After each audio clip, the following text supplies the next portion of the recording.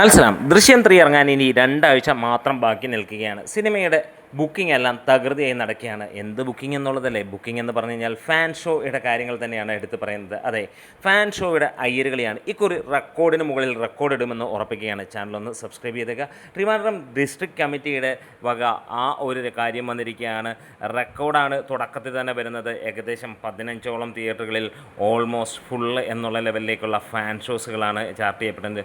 Thiruvananthapuram new തിയേറ്ററിൽ screen 1, 2, 3 Artech സിനിമാസിനകത്തിലാണെങ്കിൽ screen 1, 2, 3, 4 PVR കൃപയിൽ screen 1, 2 പിന്നെ കൂടാതെ ശ്രീ പത്മനാഭ തിയേറ്റർ, ദേവിപ്രിയ, അജന്ത, കൈരളി, ശ്രീ നില അവിടെയും ഫാൻ ഷോ സ്റ്റാർട്ട് ചെയ്യപ്പെട്ടിരിക്കുന്നു എന്നുള്ളതാണ്. ഇനി ചങ്ങനാശ്ശേരിയിലേക്ക് കടക്കുകയാണെങ്കിൽ ഓൾറെഡി സോൾഡ് ഔട്ട് ആയി കഴിഞ്ഞിരിക്കുകയാണ് അഭിനയ തിയേറ്ററിൽ. ഏകദേശം ഒരു മാസത്തിന് മുന്നേ എന്നതാണെങ്കിൽ നമുക്ക് പറയാൻ വിലയിരുത്താം. ആ ഒരു 20-22 ദിവസങ്ങൾക്ക് മുമ്പ് തന്നെ സോൾഡ് ഔട്ട് ആയിരിക്കുന്നു.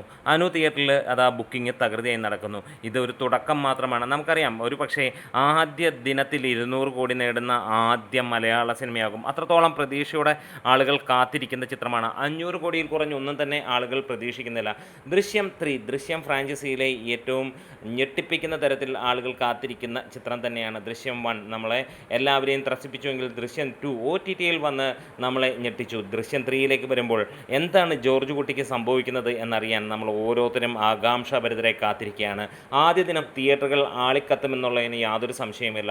കേരളത്തിൽ വീണ്ടും എമ്പുരാൻ്റെ കളക്ഷൻ റെക്കോർഡുകൾ തകർക്കാൻ പോകുന്ന ചിത്രമായി മാറാൻ പോവുകയാണ് ഈ ഒരു ചിത്രം. അതെ, ഒരുപക്ഷേ കേരള ബോക്സ് ഓഫീസിൽ ആദ്യ ദിനം 20 കോടി നേടാൻ പോകുന്ന ചിത്രവും ഇത് തന്നെയായിരിക്കും. എന്തായാലും നമ്മൾ കാത്തിരിക്കുകയാണ്. ഫാൻ ഷോസ് ടിക്കറ്റ് ബുക്ക് ചെയ്തവരെന്ന് പറയാം. അതുപോലെ തന്നെ ഇനിയും ഫാൻ ഷോസ് ആഡ് ചെയ്യും. ഒരുപക്ഷേ ഫാൻ ഷോസിൽ ഇതുവരെയുള്ള സർവ്വകാല റെക്കോർഡുകൾ എല്ലാം തന്നെ മോഹൻലാലിൻ്റെ പേരിലാണ്. അതിൻ്റെ മുകളിലേക്ക് ഇതാ ഒന്നും കൂടെ വരാൻ പോകുന്നു എന്നുള്ളത് തന്നെയാണ് പ്രതീക്ഷിക്കുന്നത്.